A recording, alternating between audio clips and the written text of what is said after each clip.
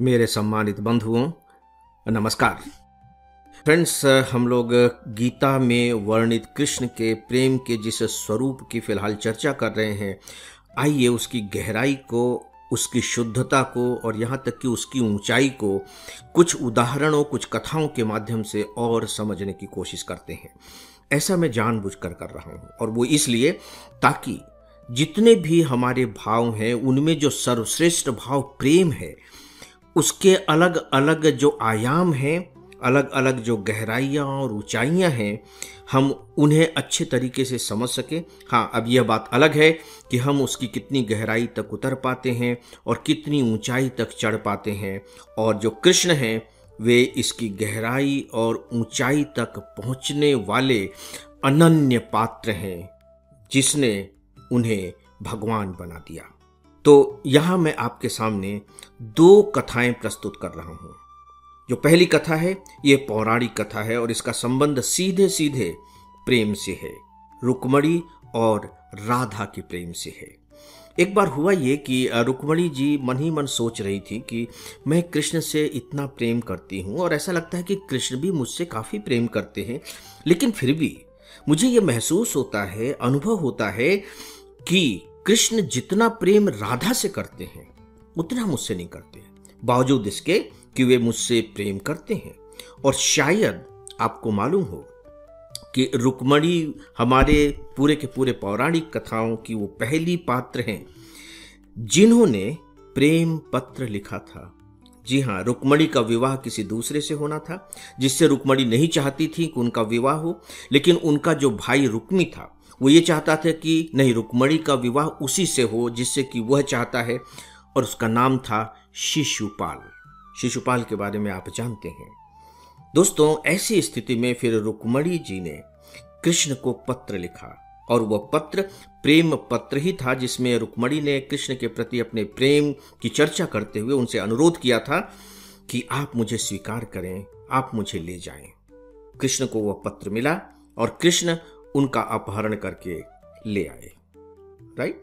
इसका मतलब यह हुआ कि कृष्ण रुक्मणी को कितना चाहते थे, आप अनुमान लगा सकते हैं। फिर भी रुक्मणी के मन में कहीं ना कहीं संदेह रहता था, और खासकर तब जब वे कृष्ण की राधा के प्रति प्रेम से अपने प्रति प्रेम की तुलना करती थी।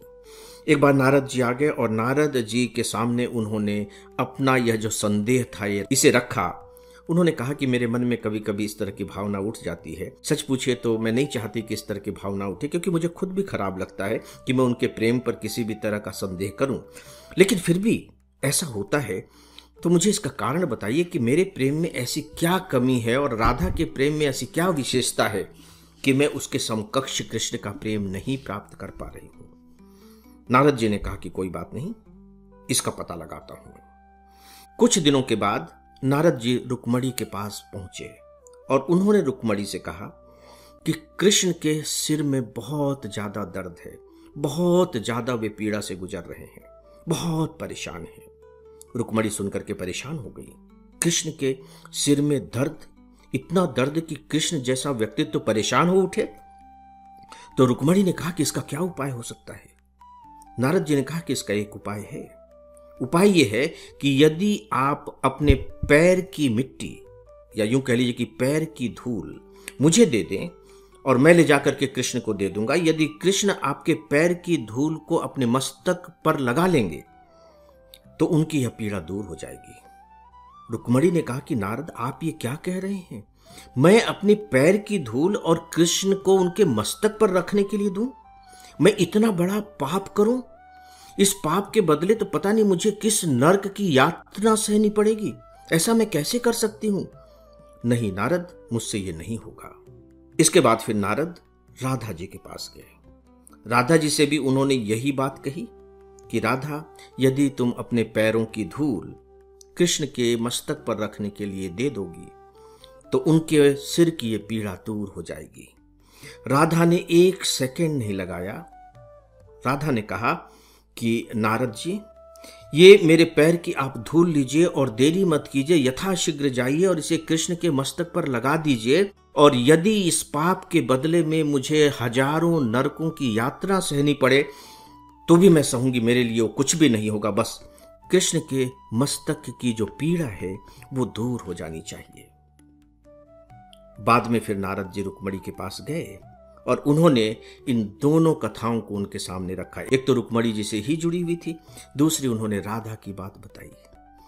रुक्मणी जी को समझ में आ गया कि क्या कारण है कि कृष्ण राधा से इतना अधिक प्रेम करते हैं। दोस्तों, अब इसमें आप प्रेम के एक अलग से स्वरूप को महसूस कर रहे होंगे। कितना बड़ा त्याग, और ऐसा त्याग जो कुछ भी कष्ट उठाने को सहन करने के लिए तैयार है।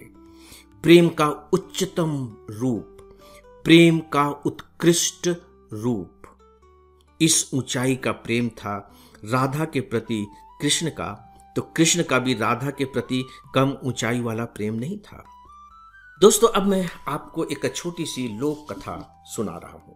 बड़ी प्यारी सी लोक कथा है, छोटी सी है, और ये जापान की बहुत प्रसिद्ध लोक कथा है। लोक कथा यह है कि एक समुराई, यानी कि जो जापानी योद्धा होते हैं उन्हें समुराई कहा जाता है, एक बिल्कुल नौजवान योद्धा विवाह के बाद अपनी पत्नी को लेकर के अपने घर लौट रहा था। समुद्री मार्ग से दोनों नौका पर सवार थे, आराम से चल रहे थे। ठंडी ठंडी हवा बह रही थी कि अचानक हवा का जो प्रवाह है वो तीव्र हो गया। हवाएं तेजी के साथ चलने लगी और तेज होने लगी और तेज होने लगी, और देखते देखते ऐसा लगा कि बिल्कुल ये तूफान आ गया है। नौका जो शांत तरीके से आगे बढ़ रही थी डगमगाने लगी। ऐसा लगा कि अब तो नौका डूब ही जाएगी, क्योंकि तब तक समुद्र में लहरें उठनी भी शुरू हो गई थी।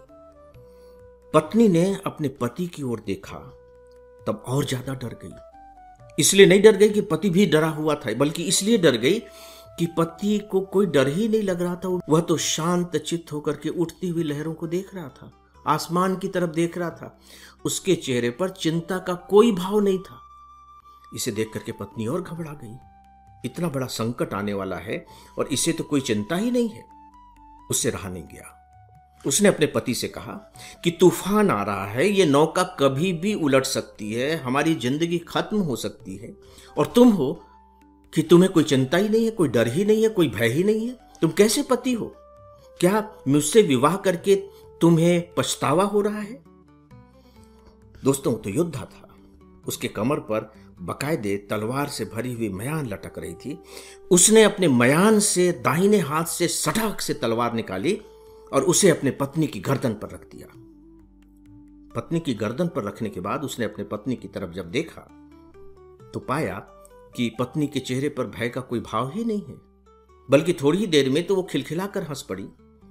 उस समुराई योद्धा ने पूछा कि हद हो गई, मेरी जो नंगी तलवार है तुम्हारी गर्दन पर रखी हुई है, और इसे मैं जरा सा दबा दूं तो तुम्हारी जो गर्दन है ये तुम्हारे धड़ से अलग हो जाएगी, और तुम हो खिलखिलाकर हंस रही हो।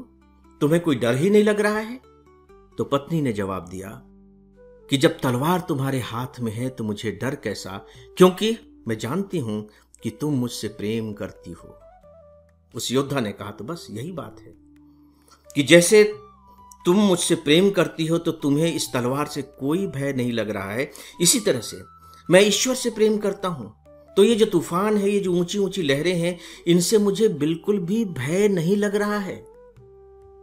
जो प्रेम है वो भय को दूर कर देता है। जहां भय उपस्थित भी होता है वहां भी भय का एहसास नहीं होता। यह है भय रहित प्रेम। इसीलिए कृष्ण अर्जुन से कहते हैं कि हे अर्जुन, तुम भय रहित होकर प्रेम मन वाला बनकर मुझे देखो।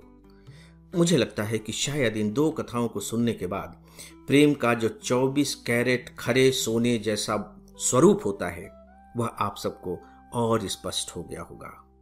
अब आप सबसे अनुमति चाहूंगा, मेरा प्रणाम स्वीकार करें। नमस्कार।